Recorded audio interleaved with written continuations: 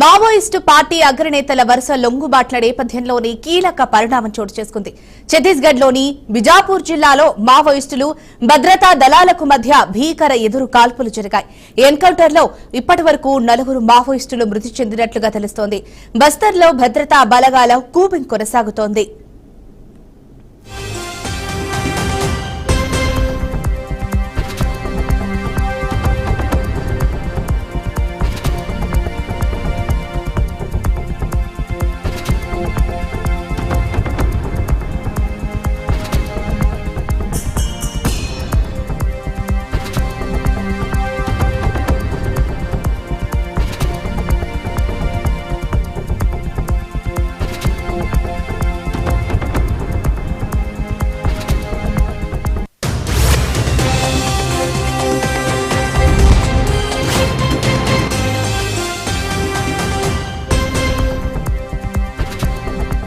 Maoist party అగ్రనేతల వరుస లొంగుబాట్ల నేపథ్యంలోనే కీలక పరిణామం చోటు చేసుకుంది.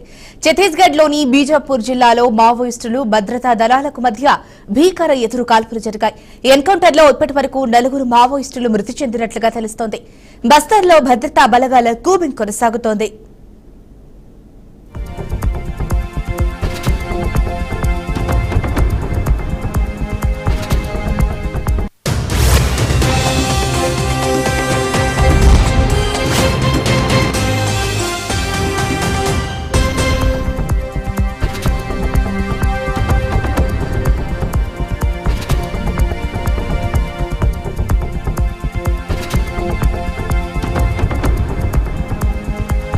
దీనికి సంబంధించిన మరింత సమాచారాన్ని మా అవుట్పుట్ ఎడిటర్ వెంకట్ అందిస్తారు. చెప్పండి వెంకట్, దీనికి సంబంధించిన అప్డేట్ ఏంటి? వైపు దేశవ్యాప్తంగా నక్సల్స్ కీలక నేతలంతా రంగుబాటు అవుతున్న నేపథ్యంలో మరోసారి అటువైపు నుంచే నక్సల్స్ వైపు నుంచే కొంత అలజడి వాతావరణం జరిగింది. ఛత్తీస్గఢ్ రాష్ట్రంలోని బీజాపూర్ జిల్లాలో మరోసారి ఎన్కౌంటర్ జరిగినట్టుగా తెలుస్తోంది. భద్రతా దళాలు అదేవిధంగా నక్సల్స్ మధ్య భీకర కాల్పులు కొనసాగుతూ జరిగినట్టుగా తెలుస్తోంది. ఇప్పటికీ స్టిల్ కూంబింగ్ కొనసాగుతోంది.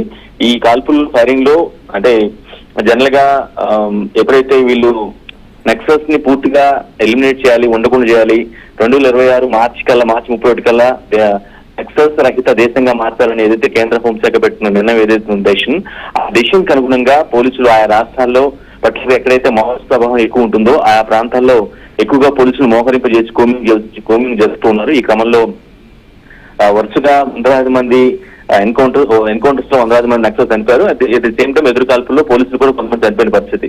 సో ఈ విధంగా కొనసాగుతున్న నేపథ్యంలో నక్సల్స్ కొంత రియలైజ్ అయ్యారు. అంటే అడవుల్లో ఉండి ఈ విధంగా ప్రాణాలు కోల్పోవడం కంటే కూడా జనజీవన సంస్థలో కలిసిపోయి సాధారణ పౌరుల్లా బతికేద్దాం అనే ఒక పాయింట్ ఆఫ్ వ్యూకి వచ్చేసి కీలక నేతలు చాలా మంది వరుసగా లొంగుబాటు అవుతున్న పరిస్థితి మనం చూస్తున్నాం. అయినప్పటికీ కూడా ఇంకా కొంతమంది ఎవరైతే ఉన్నారో వారు ఇప్పటికీ అడవుల్లోనే ఉంటూ కొంత అంటే మొత్తం వీక్ అయిపోయినటువంటి ఆ మావోయిస్ట్ ఉద్యమాన్ని మరోసారి రేకెత్తించే ప్రయత్నం, కొంత ఉత్తేజాన్ని తగిలించే ప్రయత్నం చేస్తున్న నేపథ్యంలో ఆ ఛాన్స్ ఇవ్వకూడదనే ఒక దృక్పథంతో పోలీసులు ఛత్తీస్గఢ్ పర్టికులర్ గా మనకు దేశవ్యాప్తంగా ఛత్తీస్గఢ్ లోనే మావోయిస్ట్ ప్రభావం ఎక్కువ ఉంటుంది. అక్కడే ఎక్కువగా అంటే ఏ రాష్ట్రం నుంచి మావోయిస్టులుగా మారినా సరే ఆ బేస్ మాత్రం ఎప్పుడు కూడా ఛత్తీస్గఢ్ లోనే ఎక్కువ ఉంటుంది. అక్కడ ఫారెస్ట్ వాతావరణం కావచ్చు, అక్కడ ఉన్నటువంటి భౌగోళిక పరిస్థితులు కావచ్చు, ఇవన్నీ కూడా నక్సల్స్ కి కొంత అనుగా ఉంటే నేపథ్యంలో ఛత్తీస్గఢ్ బేస్ గా యాక్టివిటీస్ మొత్తం కూడా చేస్తూ ఉంటారు. ప్రభుత్వ వ్యతిరేక కార్యక్రమాలు కావచ్చు, లేదంటే పోలీసు వ్యతిరేక కార్యక్రమాలు కావచ్చు, ఎక్కువ జరుగుతూ ఉంటాయి. ఈ క్రమంలో ఛత్తీస్గఢ్ ని బేస్ చేసుకొని అంటే ఇంకా ఏమన్నా అంటే కంప్లీట్ గా లొంగిపోయినదైతే మనం చెప్పలేము. కాబట్టి అక్కడ ఏదైతే బేస్ గా నక్సల్స్ బేస్ గా ఉందో ఛత్తీస్గఢ్ స్టేట్ బీజాపూర్ జిల్లా పర్టికులర్ గా అక్కడ కూంబింగ్ బాగా ఎక్కువ చేయడం, నక్సల్స్ కోసం వెతుకులాడుతున్న క్రమంలో అన్వేషిస్తున్న క్రమంలో ఒకసారిగా ఫైరింగ్ జరగడం, అటువైపు నుంచి నక్సల్స్ నుంచి ఫైరింగ్ జరగడంతో వీరు కూడా ప్రతిఘటించి ఇద్దరి మధ్య 2 వర్గాల మధ్య దాదాపు అరగంట పాటు కాల్పులు జరిగి ఈ క్రమంలో 5 మావోయిస్టులు చనిపోయినట్టు తెలుస్తుంది.